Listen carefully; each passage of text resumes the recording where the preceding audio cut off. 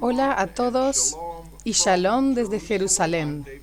Soy David Parsons, uno de los vicepresidentes de la Embajada Cristiana Internacional aquí en Jerusalén, y es el momento de nuestro webinario semanal que tenemos cada jueves a las 4 de la tarde. Queremos traerles cada día asuntos actuales o enseñanzas bíblicas o sobre nuestros proyectos también. Queremos continuar con la segunda parte de este tema de Shavuot y Pentecostés, que es la fiesta bíblica que cae 50 días después de Pascuas. Y es muy importante para los cristianos por lo que sucedió en Hechos 2. Nuestro invitado orador no es otro que nuestro propio presidente, el Dr. Jürgen Bühler. Hemos cambiado el orden de la charla y él va a conversar y compartir hoy desde Alemania. Ha viajado allí por ministerios, por asuntos ministeriales, y creemos que probablemente esté alrededor de la zona de Stuttgart. Buen día, Jürgen. Buenos días, David. Es muy bueno estar aquí en la zona en donde nací. Es un gran lugar en donde mis padres vivieron y realmente hay una gran herencia. Siempre es muy bueno reconectar con el pasado. Vemos que aquí afuera el sol está brillando. Sería bueno estar en Jerusalén, pero también aprecio el estar aquí. Muchas gracias por tomar mi turno la semana pasada. Tenía que ocuparme de varios otros eventos y preparar este viaje a Alemania, así que gracias por tomar mi turno la semana pasada.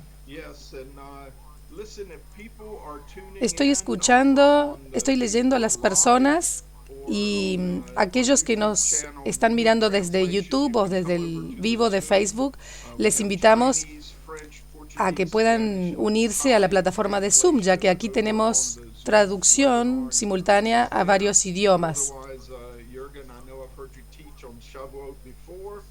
Sabemos que Jürgen ya ha compartido este tema anteriormente, así que creemos que en esta oportunidad Jürgen podrá compartirnos algunas nuevas reflexiones sobre este tema. Así es, hoy, mientras hablemos de Shavuot o de la fiesta de Pentecostés, que se llama así en la tradición cristiana, es uno de mis temas preferidos porque tiene que ver con uno de los hechos más importantes que nos mantiene unidos y buscar la presencia del Espíritu Santo, ya que sin ese hecho sería imposible haber llevado adelante todo lo que hacemos, porque como dice en Zacarías, no será con ejército ni con fuerza, sino con el poder de mi Espíritu. Y esta fiesta de Pentecostés habla del derramamiento del Espíritu Santo. No sé si ustedes han leído la historia de Shavuot, la historia de Ruth. Se trata de la historia que se comparte como la entrega de la Torá en el monte Sinaí.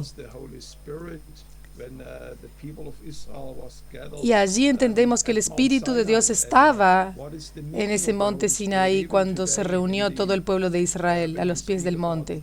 Y creemos que es el principio de la ley. Hay algunos que podrían decir que es un poco contradictoria estas dos fiestas, un poco, por un lado, la entrega de la ley y por otro lado, la entrega de la libertad del Espíritu Santo. Lo podemos leer desde el libro de Éxodos.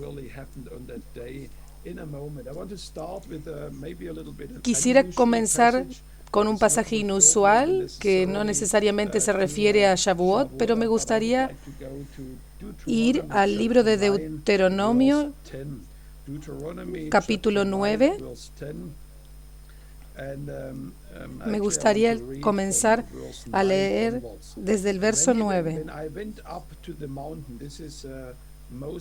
Aquí está Moisés recapitulando cuando subieron al monte. Cuando subí al monte para recibir las tablas de piedra, las tablas del pacto que el Señor hizo con ustedes, estuve en el monte 40 días y 40 noches, sin comer pan ni beber agua. Y el Señor me dio las 2 tablas de piedra escritas con el dedo de Dios. En ellas estaban todas las palabras que el Señor les había hablado en el monte, de en medio del fuego, el día de la asamblea.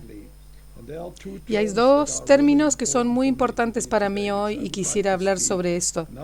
Número 1 es el primer punto de mi enseñanza. Aquí menciona 2 tablas de piedra escritas por el dedo de Dios. Y estos fueron los mandamientos que Dios le dio al pueblo de Israel a través de Moisés. Y luego, otro hecho toma lugar cuando Dios descendió con fuego en esa montaña. Este es un día que se recuerda y donde el pueblo se reunió.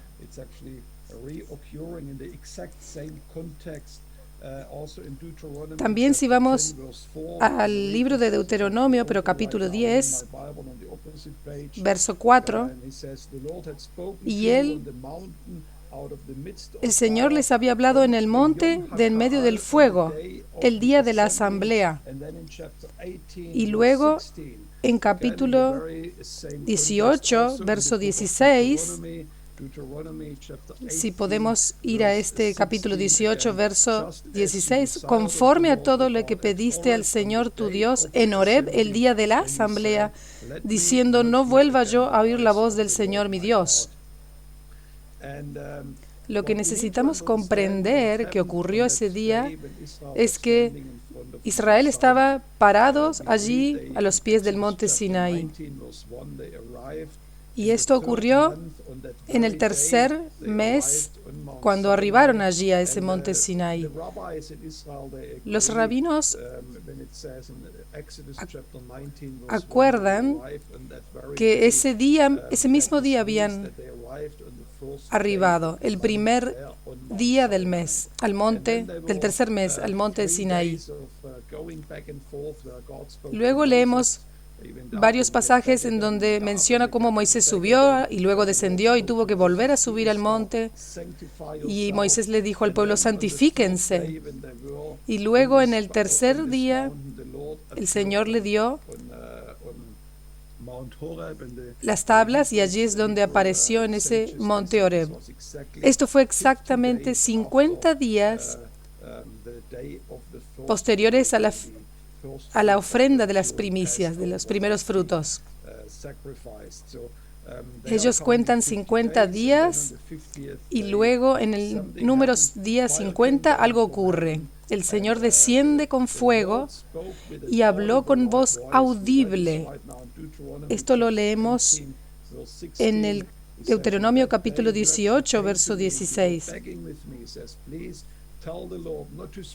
Ahí el pueblo dice, no vuelva yo a oír la voz del Señor.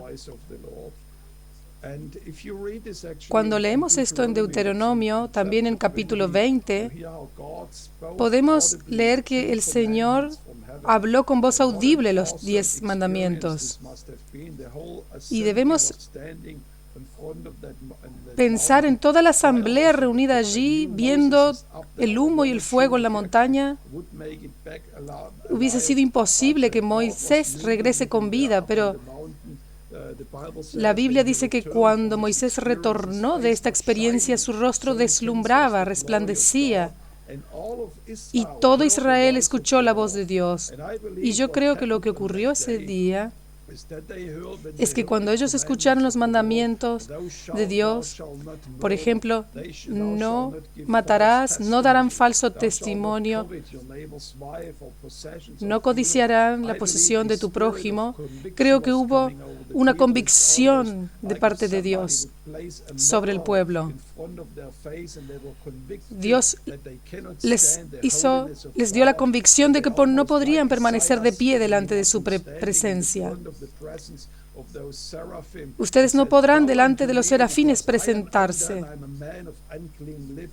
Y ellos tuvieron la convicción de que eran un pueblo inmundo, impuro. Y es la misma convicción que sentimos nosotros. Así que la asamblea en ese día le pidió a Moisés, por favor, que el Señor no nos vuelva a hablar de esta forma otra vez. Habla tú con él. En Deuteronomio, otra vez, capítulo 10, voy a retornar. Él retornó con 2 tablas de piedras escritas por el mismo dedo de Dios.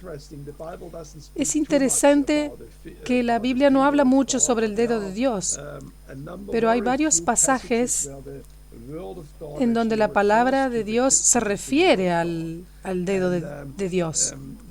Un pasaje, por ejemplo, lo encontramos en Lucas, capítulo 11, verso 20. Esta es una historia en donde los fariseos están discutiendo con Jesús bajo qué autoridad Él realiza lo que hace y cómo echa fuera a los demonios. Y lo acusaban de que en realidad él estaba poseído por un demonio y que por ese demonio expulsaba a los demonios. Pero Jesús tuvo mucho cuidado al hablar sobre este tema. Y leemos aquí en el verso 20, pero si, aquí dice otra vez por el dedo de Dios, pero si por el dedo de Dios yo echo fuera a los demonios, ciertamente ha llegado a ustedes el reino de Dios. Si yo echo fuera demonios por el dedo de Dios, entonces el reino de Dios ha llegado a ustedes. Así que vemos a Jesús mismo diciendo que Él echaba a los demonios por el dedo de Dios. Así que la gran pregunta es, ¿qué es el dedo de Dios? Si leemos la misma historia que estaba leyendo ahora de Lucas, lo leemos en Mateo, capítulo 12, y verso 28, aquí podemos leer algo similar. Pero si por el Espíritu de Dios yo echo fuera los demonios, ciertamente ha llegado a ustedes el reino de Dios. Es muy interesante porque es la misma historia, el mismo escenario con los fariseos, y Jesús aquí menciona que si por el Espíritu de Dios yo echo fuera los demonios, ciertamente ha llegado a ustedes el reino de Dios. Así lo relata Mateo, donde Jesús menciona que si Él echa a los demonios por el Espíritu de Dios, entonces el reino de Dios ha llegado. Y la Biblia sabemos que no se contradice a sí misma. Podemos extrapolar una ecuación matemática muy sencilla aquí. Juntamos estos 2 pasajes y podemos darnos cuenta que el dedo de Dios no es otra cosa que el Espíritu de Dios. Entiendo que David estuvo conversando con ustedes la semana pasada acerca del derramamiento del Espíritu Santo. Pero aquí leemos otro pasaje importante, la manifestación del reino de Dios. Los demonios siendo expulsados. Y esta es una manifestación de que el reino de Dios había llegado. Aquí podemos decir que Jesús iguala al dedo de Dios a través del Espíritu de Dios. Y cuando recordamos a Moisés cuando estaba en el monte Sinaí, él dijo, he recibido las tablas escritas por el dedo de Dios. Y cuando juntamos este pasaje con los pasajes de Mateo y Lucas, podemos ver que cuando Moisés recibió las tablas de piedra de la ley, estuvo el Espíritu Santo allí en ese lugar, en la escritura de la ley allí en el monte Sinaí. También quisiera que abran sus Biblias, si las tienen con ustedes, por favor, y si no, tomen nota. Quisiera que vayamos a 2 de Corintios, capítulo 3.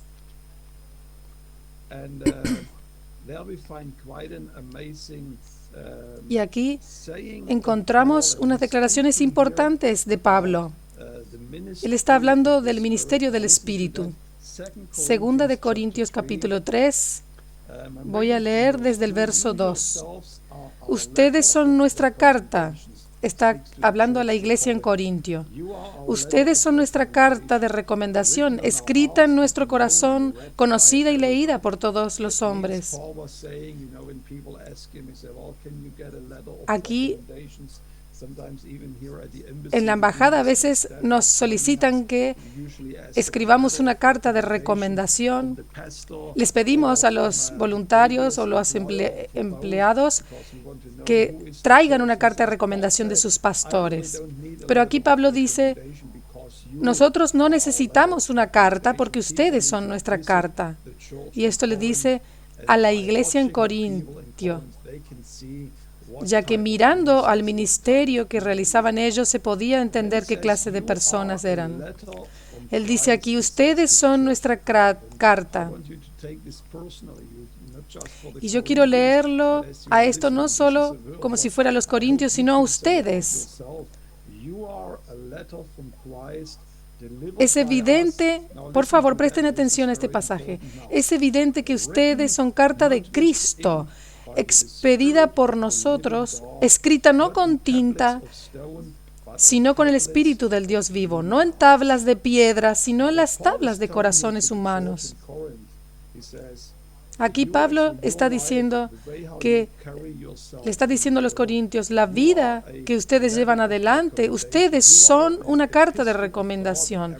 Ustedes son un pedazo de tablas que hablan a las personas con su testimonio.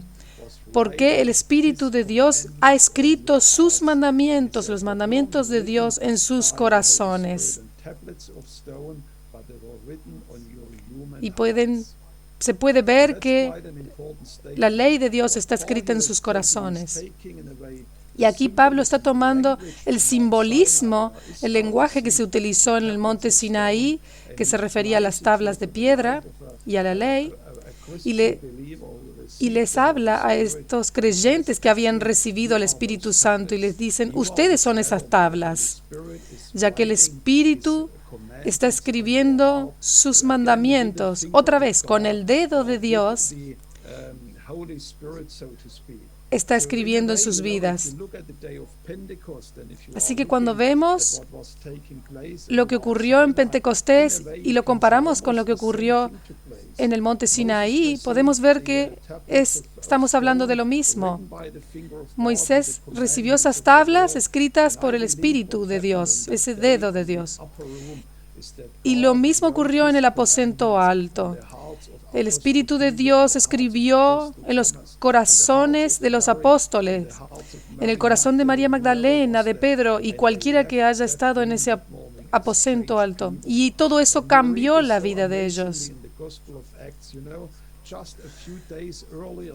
Unos días antes leíamos en los evangelios que ellos estaban luchando uno contra otro. ¿Quién va a ser el mayor entre ellos? Incluso Pedro estaba negando anteriormente a Jesús y estaban atribulados en varias situaciones, pero luego el Espíritu de Dios escribió todo esto en sus corazones. Y luego pudieron hablarle a una audiencia de miles de personas. No tenían temor. Pudieron hablar con denuedo. Lo leemos en Hechos capítulo 3. Hermanos y hermanas. Y había una audiencia de alrededor de 3,000 personas escuchando. Y él no tuvo miedo. ¿Por qué?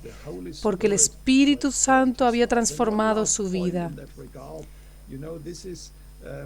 Y un último punto, este ha sido un cumplimiento. El escribir la ley de Dios con su Espíritu Santo en nuestros corazones. Si vamos al libro de Ezequiel,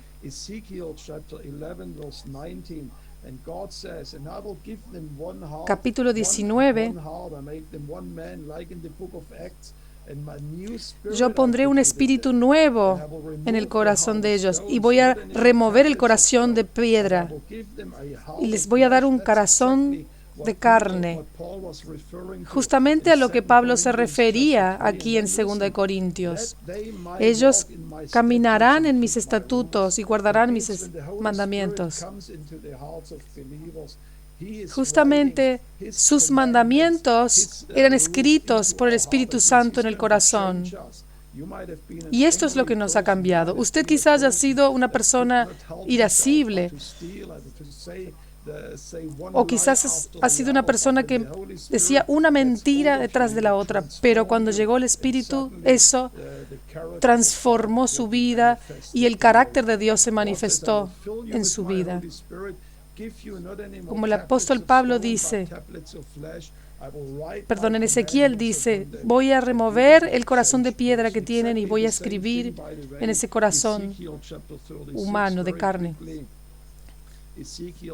En Ezequiel capítulo 36, aquí habla del derramamiento del Espíritu Santo.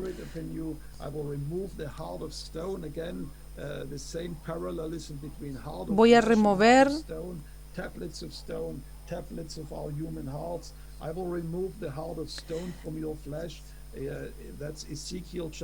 Ezequiel capítulo 36, verso 26 y los siguientes. Les daré un corazón nuevo y pondré un espíritu nuevo dentro de ustedes. Quitaré de su carne el corazón de piedra y les daré un corazón de carne. Pondré mi espíritu dentro de ustedes y haré que anden según mis leyes, que guarden mis decretos y que los pongan por obra. Esto es lo que hemos visto. El resultado del derramamiento y la llenura del Espíritu Santo es un corazón transformado. Y esto es lo que debemos pensar. Cuando Jesús habló con Nicodemo, este era uno de los escribas más grandes de la Torá, y él vino a Jesús de noche. Lo podemos leer en Juan. Y Jesús fue directo al grano. Tú tienes que nacer de nuevo. Y Nicodemo le preguntó, pero ¿qué quieres decir con nacer de nuevo? ¿Cómo puede alguien volver al vientre de su madre? Y Jesús se maravilló. Debería saberlo, porque todos estos pasajes que hablan de que cuando el Espíritu de Dios desciende sobre ti, eres una persona nueva, porque recibes un corazón nuevo. Todos los profetas hablaron sobre esto. Hay un último pasaje que quisiera leer en este contexto y realmente habla de este renacimiento. Lo leemos en Jeremías capítulo 31.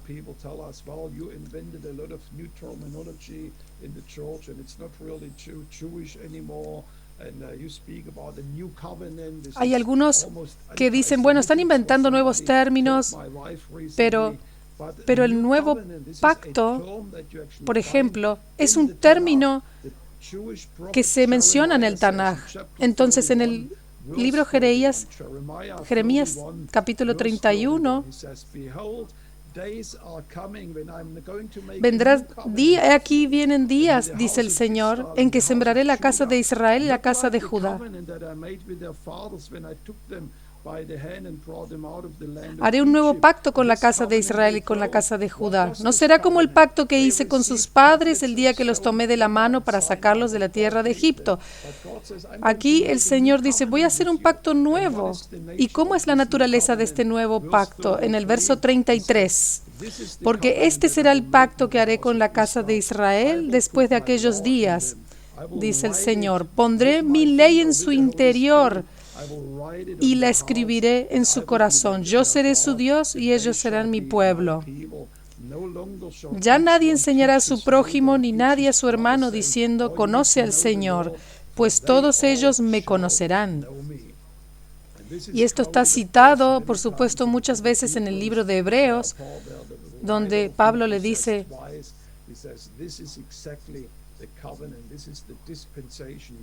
de esto se trata el nuevo pacto. Y esto es lo que ocurrió el día de Pentecostés.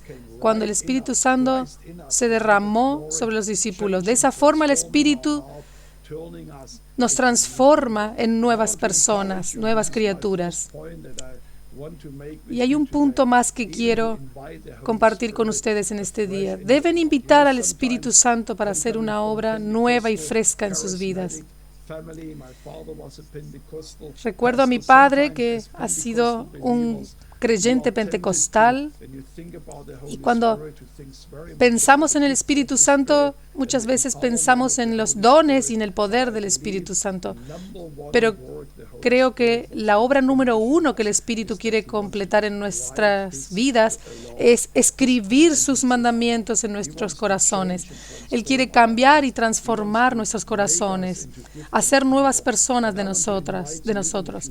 Y quiero invitarles, incluso hoy a ustedes, si no han experimentado este toque del Espíritu Santo, yo siento hacer esto ahora y orar por ustedes. Padre, y te pido ahora en este momento, donde sea que las personas están escuchando y viendo esta enseñanza, esto es exactamente lo que yo necesito también para mi vida. Te ruego, Padre, que los llenes con tu Espíritu Santo en el nombre de Jesús. Bautízalos. Desciende sobre ellos con el poder del Espíritu Santo y transfórmalos en estas cartas de recomendación para que las demás personas puedan leer el carácter de Dios en ellos. En el nombre de Jesús oro. Amén. Así que volviendo al libro de Deuteronomio, les he dado una versión abreviada de todo esto, de la enseñanza, pero dice en Deuteronomio, el Señor les dio 2 tablas de piedra escritas con el dedo de Dios. Y luego dijo, en ese día, cuando hablé de en medio del fuego, en el día de la asamblea, Yom HaKarah. Hay una tradición muy interesante que el pueblo judío tiene en relación a Shavuot.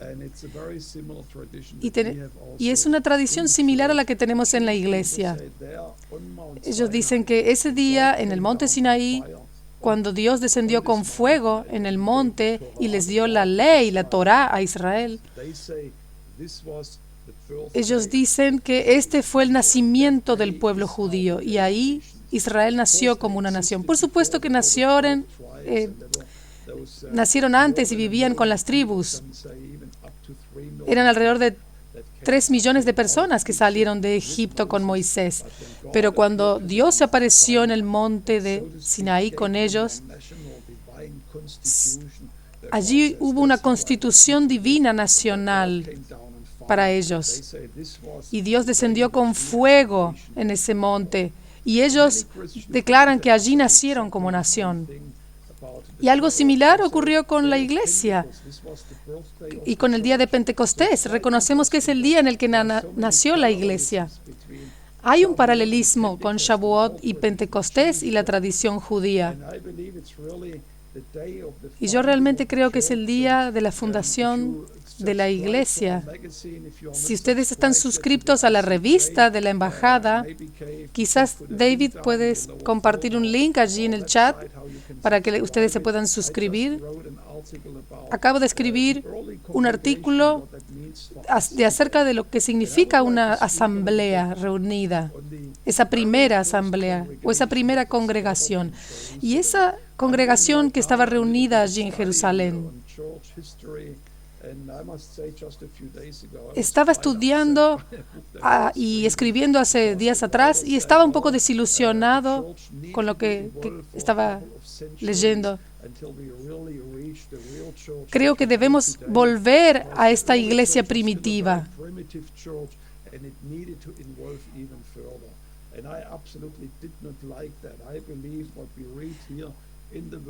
Yo pienso que lo que leemos aquí en Hechos capítulo 2, esta es la iglesia que Dios pretendía que seamos. Y tenemos que volver a esto. Hay una característica que quiero resaltar en este día y entenderemos por qué es tan importante para nosotros. Y la pregunta es, ¿qué tipo de iglesia era esta la que estaba reunida allí en Jerusalén cuando el Espíritu Santo fue derramado? Si van conmigo al libro de Hechos, capítulo 2, leemos que al llegar el día de Pentecostés estaban todos reunidos allí y escucharon este estruendo del cielo. Y quisiera leer desde el verso 42 y enfocarme particularmente en esta oración. Hechos 2, verso 42. Y perseveraban en la doctrina de los apóstoles, en la comunión, en el partimiento del pan. Sobre el partimiento del pan, un pequeño comentario. Esto no fue un invento nuevo de la iglesia, sino que esto siempre tomaba lugar en cada familia judía, en la noche del Shabbat, Erev Shabbat, donde había 2 panes y una copa de vino, un vaso de vino para tomar.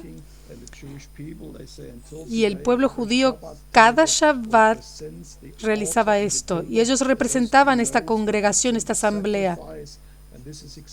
Y esto es exactamente lo que Jesús hizo con sus discípulos. Tomen el pan que es mi cuerpo, que ha sido partido por ustedes. Así que ellos aquí partían el pan. Ellos guardaban esta tradición y lo continuaban cada Shabbat. Tenemos que entender que el nuevo día comenzaba al atardecer, cuando el sol caía. Ese es el principio de cada día, porque Dios lo dice incluso en el Génesis, y fue el atardecer y la mañana del día. Y la tradición judía habla de que el día comienza al atardecer. Así que cuando comienza el Shabbat, al atardecer, y luego al final del Shabbat, al atardecer, tienen esta tradición que es el Havdalah. Y ellos parten el pan y toman el vino. Y luego de esto comienza el principio, el primer día de la semana.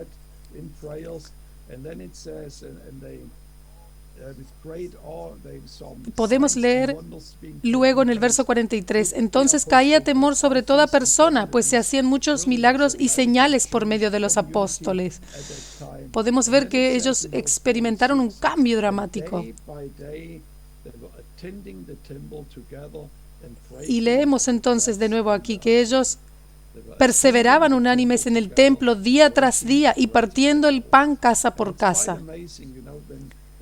Es asombroso cómo el Espíritu Santo se derramó sobre los primeros discípulos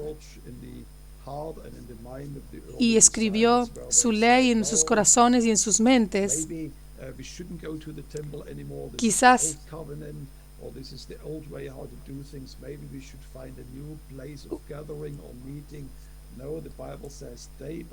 ellos día tras día iban al templo. Y lo vemos también al principio del capítulo 3 de Hechos.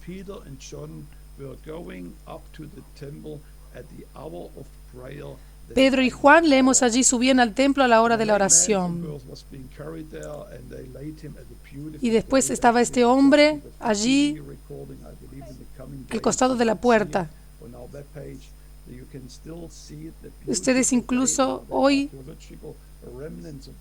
se puede ver esa zona. Lo pueden ver hasta hoy, esa puerta hermosa y la belleza. Pero vamos al capítulo 3, verso 1. Pedro y Juan subían al templo a la hora de la oración, las 3 de la tarde. ¿Y qué era la 9ª hora? 9ª hora en otras versiones. Esto era las 3 de la tarde. Este era el momento en el que el pueblo judío iba a hacer el sacrificio. Lo podemos leer en el libro de Levítico, que se realizaba un sacrificio diario. Un sacrificio se realizaba a las 9 de la mañana y el segundo sacrificio se realizaba a esta hora, a las 3 de la tarde. Y es asombroso incluso cómo Jesús, el Cordero,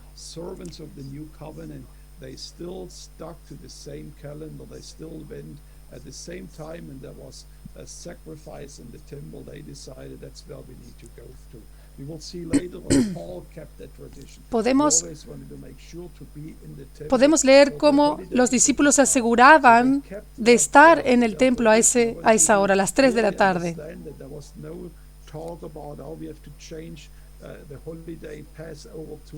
Ellos no hablaban de cambiar los tiempos o cambiar las fiestas y las tradiciones. O quizás ellos nunca pensaron en cambiar el Shabbat, sino que ellos permanecían unidos allí y perseveraban en todas estas prácticas.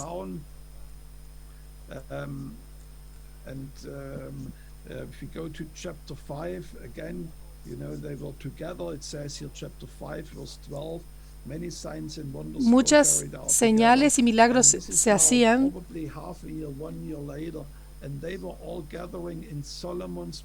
En Hechos,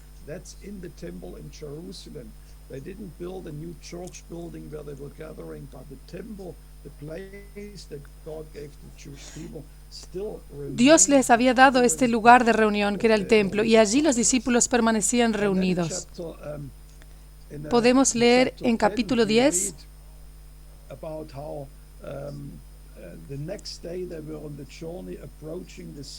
capítulo 10, verso 9, cuando Pedro va a esta familia. Pedro había subido a la azotea para orar, como al mediodía. Y vemos que hay 3 horarios en los que el pueblo judío ora. También podemos recordar la historia de Daniel, cuando a él se le prohibió orar en público, se le prohibió que ore a cualquier otro dios. Pero sin embargo Daniel no se sintió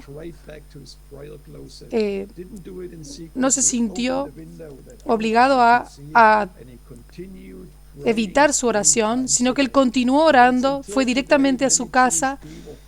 Él se mantuvo orando a las 9 de la mañana, que era el tiempo y el horario del sacrificio de la mañana, luego el horario del mediodía, que era el horario en el que Pedro estaba orando allí en la azotea, y luego a la tarde. Podemos leer cómo Daniel se mantuvo fiel a su tradición. Él no pensó, bueno, acá debemos cambiar las tradiciones y los horarios. Esto caracterizó a la iglesia, lo podemos leer. Permítanme darles 2 ejemplos más. Hechos, capítulo 10. Es una historia bastante interesante. Quiero leer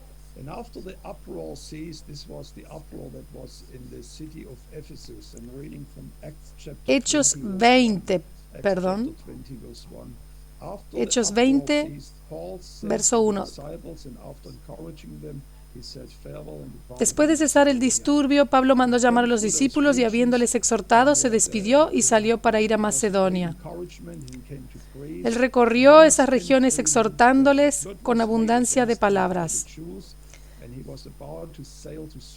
Después de estar allí 3 meses, los judíos tramaron un complot contra él cuando estaba por navegar rumbo a Siria. Lo acompañaron Sópater, hijo de Pirro, de Berea, los tesalonicenses Aristarco y Segundo, Gallo de Derbe, Timoteo y Tíquico y Trófimo de Asia. Estos salieron antes y nos esperaron en Troas. Pero después de los días de los panes sin levadura, este era el tiempo de la Pascua, esto estaba marcado en su calendario, nosotros navegamos desde Filipos y los alcanzamos después de 5 días en Troas. Luego él se reunió con los creyentes y predicó allí. El primer día de la semana, él dice, en realidad no vemos no fuimos a la ciudad de Éfeso. El verso 15. Navegamos de allí al día siguiente y llegamos frente a Quío. Al otro día atracamos en Samos. Pues Pablo había decidido pasar de largo a Éfeso para no detenerse en Asia, porque de serle posible, se apresuraba para pasar el día de Pentecostés en Jerusalén. De esto estamos hablando, del Pentecostés. Y es asombroso cómo Pablo en su viaje misionero, él organizó su calendario, su cronograma de viaje. Y hay otro pasaje en donde él hizo lo mismo, pero aquí menciona que él se apresuraba para llegar a Jerusalén el día de Pentecostés, para poder conmemorar la entrega de la Torá y también para nosotros y para ellos conmemorar ese día del Pentecostés en donde el Espíritu Santo se derramó sobre los discípulos. Y fue interesante que él no viajó solo, sino que él tomó un grupo de 9 personas. Si leen en los nombres, Timoteo era el único judío. El resto de las personas, hay muchos comentaristas que concuerdan, eran gentiles. Y a ellos les dijo, yo me voy a Jerusalén y quiero que ustedes estén conmigo. Quiero que ustedes vengan y vean cómo celebramos Pentecostés allí en Jerusalén.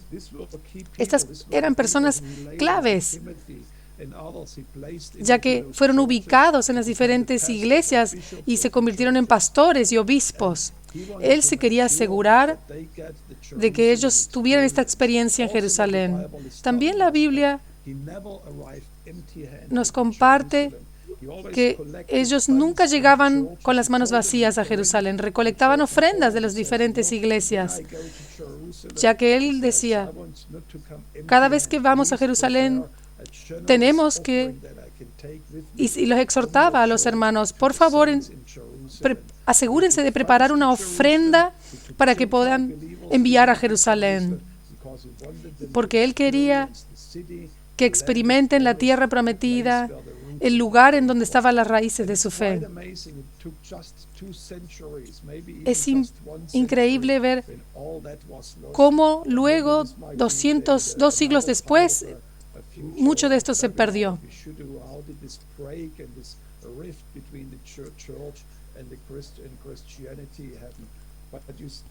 Podemos ver a través de estos pasajes que la iglesia no se le ocurría separarse de la tradición judía.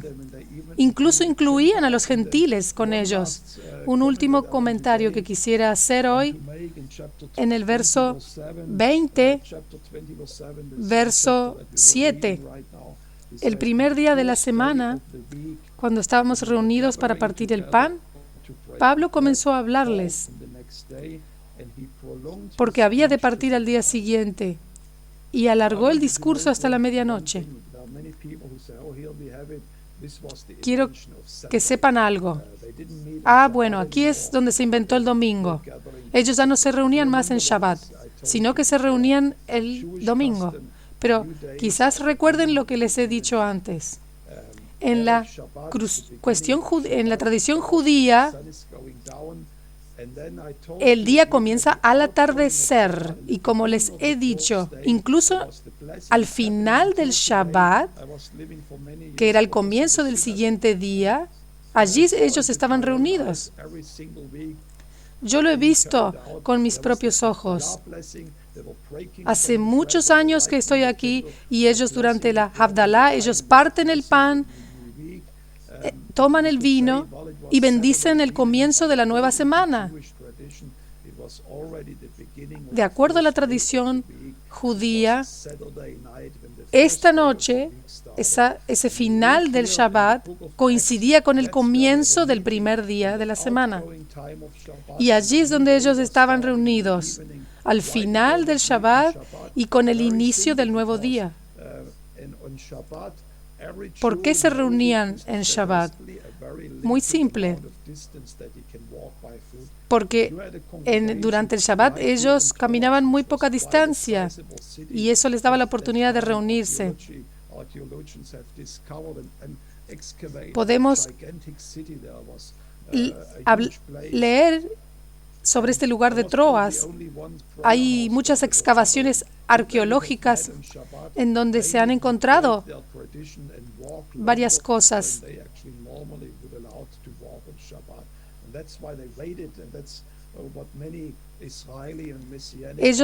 Podemos ver las distancias que hay de una ciudad a la otra.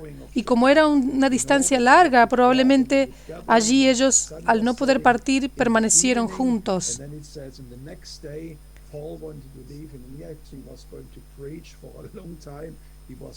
Sabemos que Pablo se preparaba para partir al día siguiente. Y luego tomó lugar esta historia del joven que estaba sentado allí en la ventana. Y esto es un buen ejemplo para cuando las personas se quedan dormidas durante los mensajes largos.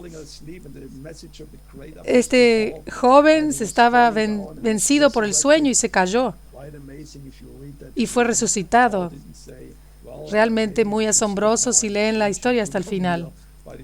Bueno, Pablo debió haber pensado, quizás no debería haber permanecido tan tarde predicando. Ellos realmente tenían reuniones muy largas. Pero esta reunión del primer día de la semana no significó que querían determinar un nuevo día para reunirse, sino que coincidía con el Havdalah, el comienzo de la semana que estaba inmediatamente después de finalización del Shabbat. Tristemente, luego, en los primeros siglos, la iglesia se separó del pueblo judío. Tomaron esos pasajes y dijeron, ok, nosotros tenemos un nuevo día ahora. El domingo nos vamos a reunir. Pero no había intención de parte de los apóstoles de determinar otro día diferente. ¿Por qué estoy diciéndoles esto? Incluso se nos está acabando el tiempo. Sé que he hablado bastante hoy, pero quiero compartir algo más con ustedes. Muchas personas me preguntan, Jürgen, ¿qué dice el Nuevo Testamento acerca de las iglesias mesiánicas? ¿Y qué tiene que ver con nosotros? Y yo quiero compartirles acerca de lo que Dios está haciendo en la tierra de Israel. Cuando la gente me pregunta,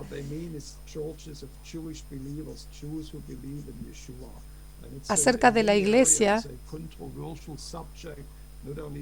en muchas zonas hay temas controversiales, no solo para personas judías en Israel, porque no les gusta, creen que hay personas que están abandonando su fe.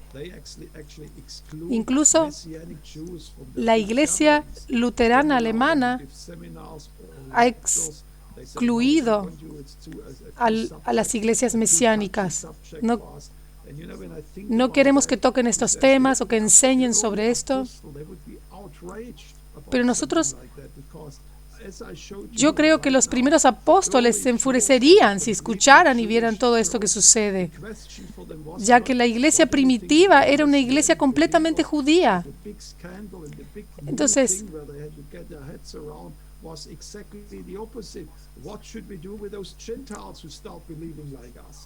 el problema en aquella época en la iglesia primitiva no era qué hacer con la iglesia mesiánica, sino qué hacemos con los gentiles que están creyendo. Así que este es un nuevo desafío para nosotros. Debemos regresar a donde todo comenzó. Tenemos que ir a Romanos capítulo 11. Vayamos a Romanos capítulo 11, donde Pablo se refiere aquí y está usando una parábola para poder explicar la iglesia y explicar que la iglesia consiste de ambos, de judíos y gentiles.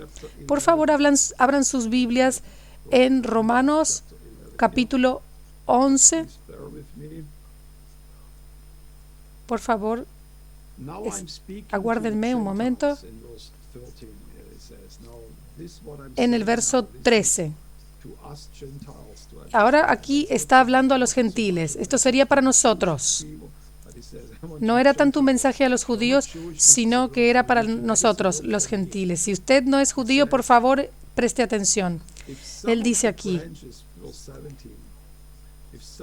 verso 17, y si alguna de las ramas fueron desgajadas, y tú, aquí estás usando la famosa parábola del árbol de olivo. Si alguna de las ramas fueron desgajadas y tú, siendo olivo silvestre, has sido injertado entre ellas y has sido hecho copartícipe de la raíz, es decir, de la abundante savia del olivo, no te jactes contra las demás ramas, porque no eres tú quien sustentas a la raíz, sino la raíz a ti. Entonces dirás, las ramas fueron desgajadas para que yo fuera injertado. Está bien, por su incredulidad fueron desgajadas, pero tú por fe estás firme. No te ensoberbezcas, sino teme, porque si Dios no perdonó las ramas naturales, a ti tampoco te perdonará. Eso es una advertencia aquí. Considera pues la bondad y la severidad de Dios. La severidad ciertamente para con los que cayeron, pero la bondad para contigo si permaneces en su bondad. De otra manera, tú también serás cortado. Y estas son las ramas las ramas nobles que fueron cortadas. Y ellos también, si no permanecen en incredulidad, serán injertados, porque Dios es poderoso para injertarlos de nuevo. Pues si tú fuiste cortado del olivo silvestre y contra la naturaleza fuiste injertado en el buen olivo, ¿cuánto más estos, que son las ramas naturales, serán injertados en su propio olivo?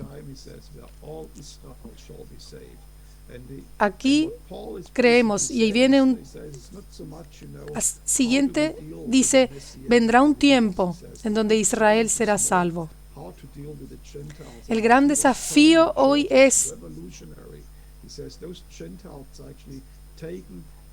fue revolucionario.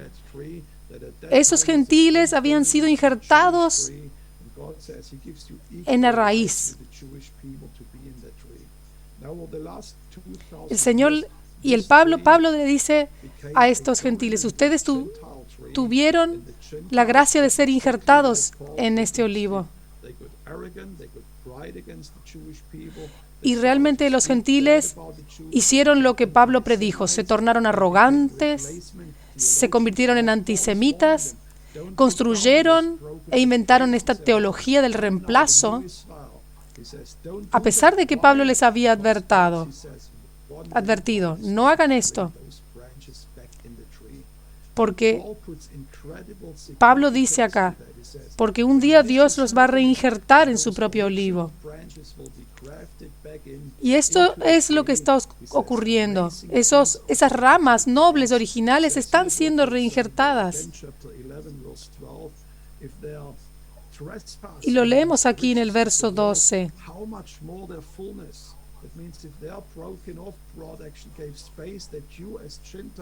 Si su transgresión y su fracaso es la riqueza de los gentiles, ¿cuánto más será la plena restauración de ellos? Y en el verso 15 también leemos, porque si la exclusión de ellos resulta en la reconciliación del mundo, ¿qué será su readmisión o cuando sean reinjertados, sino vida de entre los muertos? Él comprendió que un día esas ramas nobles serían reinjertadas. Si ustedes se suscriben a nuestra revista, podrán leer acerca de este paralelismo que está ocurriendo. Comenzó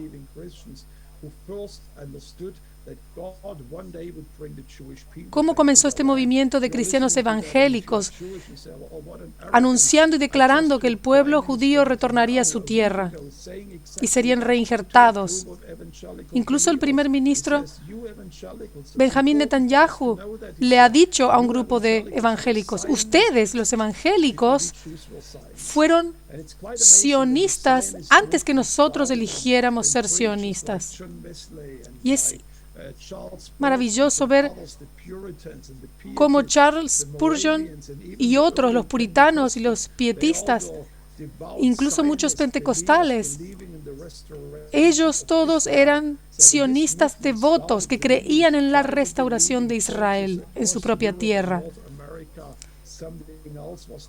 E incluso muchos creyentes de la iglesia previeron esto y entendieron que no solamente Dios iba a restaurar al pueblo judío, sino que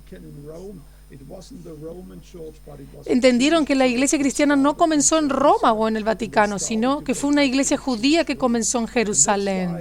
Y estos evangélicos comenzaron a regresar a las raíces judías.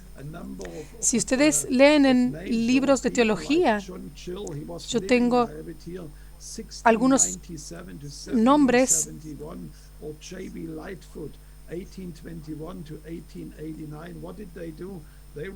que han vivido en el 1700 y 1800. Ellos han escrito comentarios de la Biblia que cuando leían los escritos rabínicos y la Biblia juntamente, ellos decían, tienen que regresar a la tierra.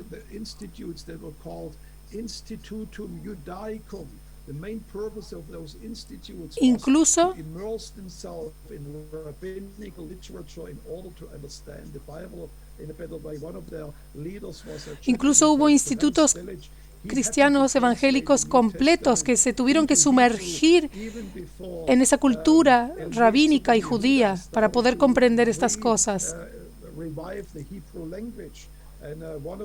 Entendemos que también Ben Yehuda ha revivido el idioma hebreo.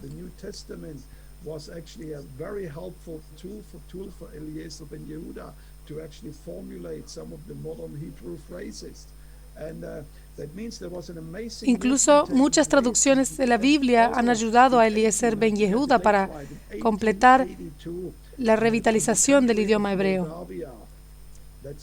También en el país de Moldavia, que es limítrofe con Ucrania,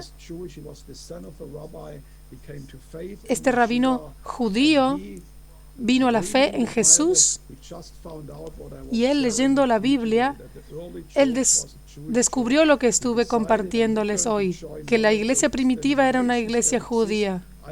Así que él decidió que no iba a unirse a una denominación existente, sino que iba a construir una iglesia de oración en Yiddish, que era es un dialecto hebreo.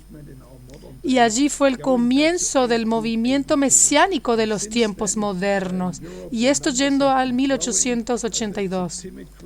Y muchas de estas congregaciones han crecido.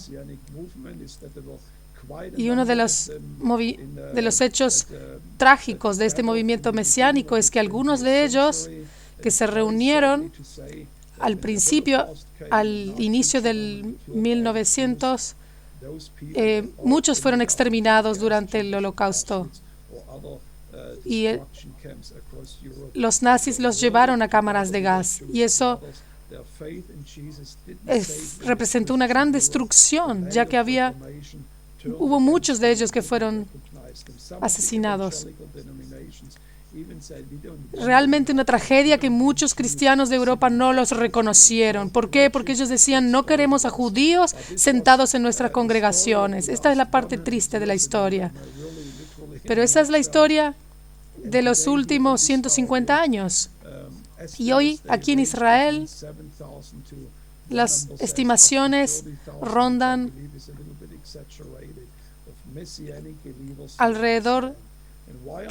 se cree que alrededor de 30,000 judíos mesiánicos hay en esta tierra.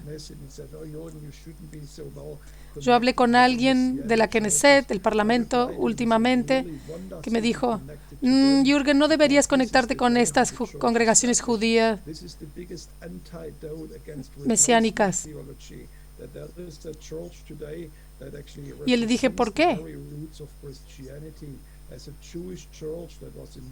Porque si realmente estas congregaciones son las que representan la iglesia primitiva, y lo que está ocurriendo y vemos es debido a que esta tierra, Israel, es donde está ubicada las raíces de nuestra fe. Las raíces están allí en Jerusalén. Los fundamentos del cristianismo están allí en el día y coincide con las asambleas que originalmente se reunían. Y nosotros, como gentiles, como ramas silvestres, hemos sido injertados en esta fe y en esta raíz. Pero Dios quiere traer esas ramas nobles originales y reinjertarlas en la raíz también. Bien, creo que me he pasado 3 minutos y te doy la palabra a ti, David. Por favor, Jürgen, ha sido un tiempo perfecto. Muchas gracias, Jürgen. Creo que estás volviendo al jugo de manzana. Hay muchas preguntas que están ingresando. ¿Cómo puedo volver a ver esto? ¿Dónde puedo ver la grabación?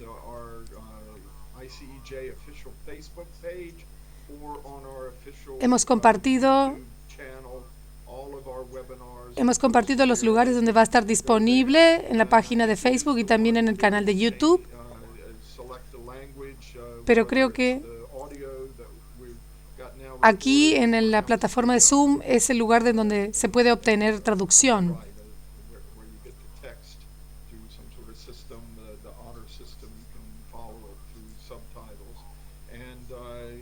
Quizás también pueden ver la grabación agregándole los subtítulos originales.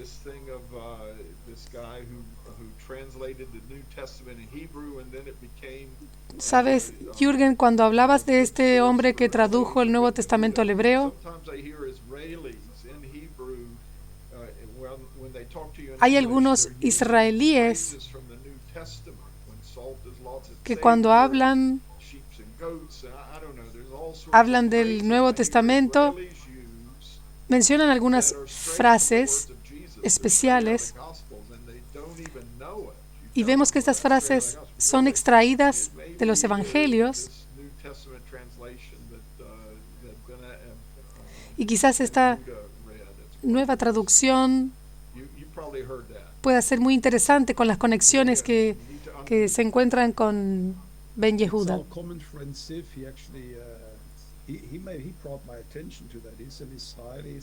Él realmente me llamó la atención, ya que este es un israelí secular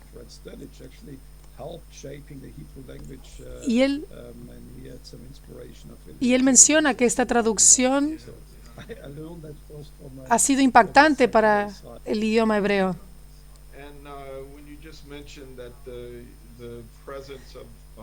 Cuando mencionabas la presencia del cuerpo judío mesiánico aquí en la tierra,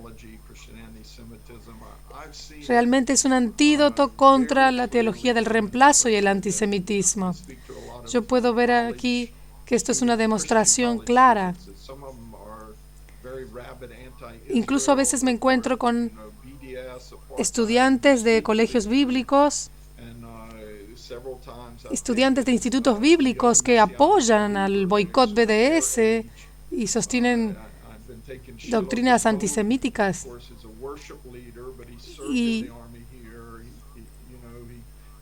Pero es increíble cuando se encuentran con estos judíos mesiánicos.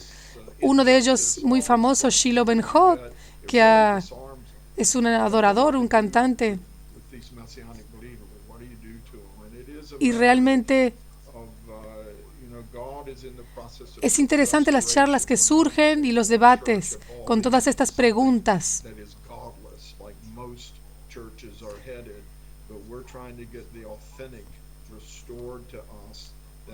Y acá es importante que aclaremos que estas congregaciones mesiánicas, judíos mesiánicas, son algo importante que va a colaborar con la unidad. Y todo esto apunta a volver a retornar a esas raíces de la iglesia primitiva, nacida de fuego.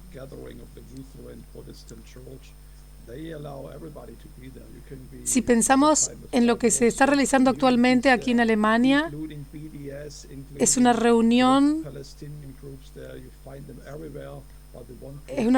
cristiana evangélica que incluyen personas de todas las denominaciones, y son personas que todavía abrazan esta visión del boicot BDS y todo el antisemitismo, y no quieren a los judíos mesiánicos, ponen distancia. Es muy importante tener en cuenta esto para poder orar. De todos modos, gracias a Dios, hay muchas iglesias que están abiertas, ya que entienden la judeidad de Jesús. Entiendo que es un tema denominacional. He predicado en Moravia, en una reunión,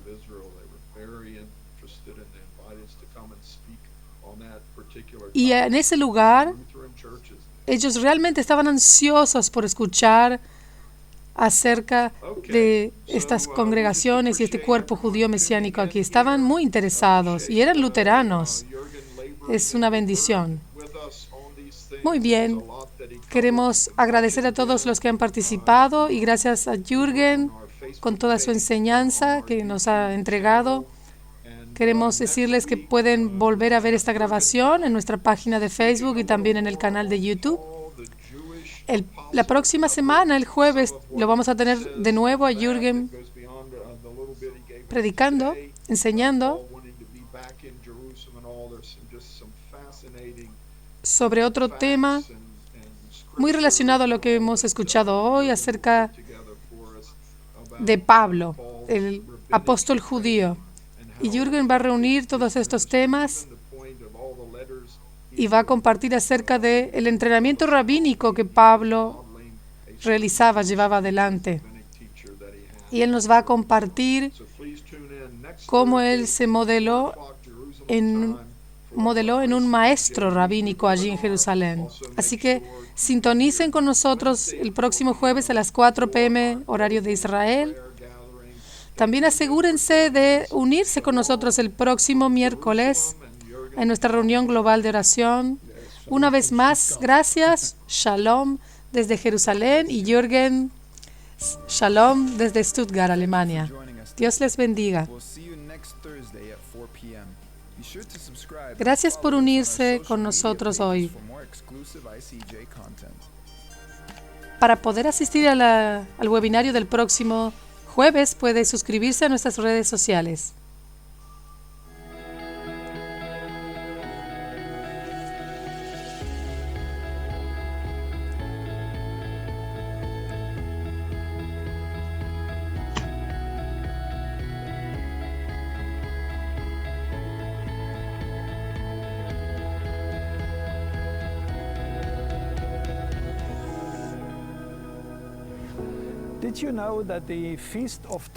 ¿Sabían que la fiesta de tabernáculos es llamada una fiesta del Señor? Las personas cuando vienen me dicen, realmente nos encanta la fiesta de tabernáculos organizada por la Embajada Cristiana Internacional. Pero saben, no es una fiesta organizada por ISEG, es una fiesta del Señor, porque el Señor dice, estas son mis fiestas.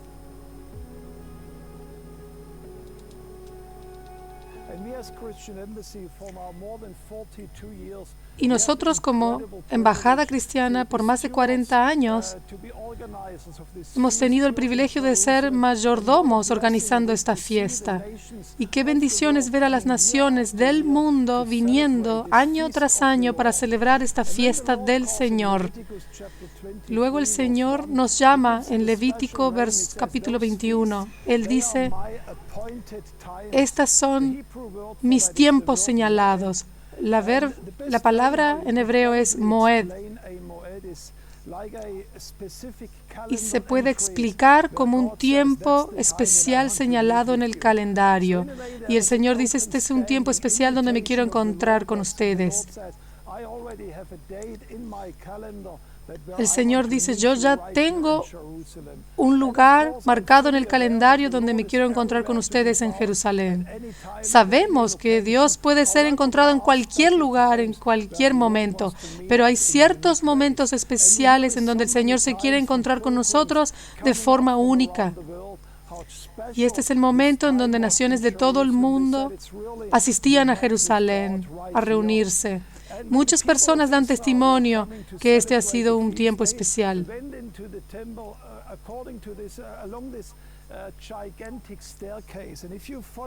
Estamos aquí enfrente de esta escalinata, enfrente del templo, y ustedes podrán notar algo rápidamente, que cada una de estas escaleras que llevan al templo, cada uno de los escalones tienen diferentes tamaños, ya que el pueblo judío hace 2000 años lo explica.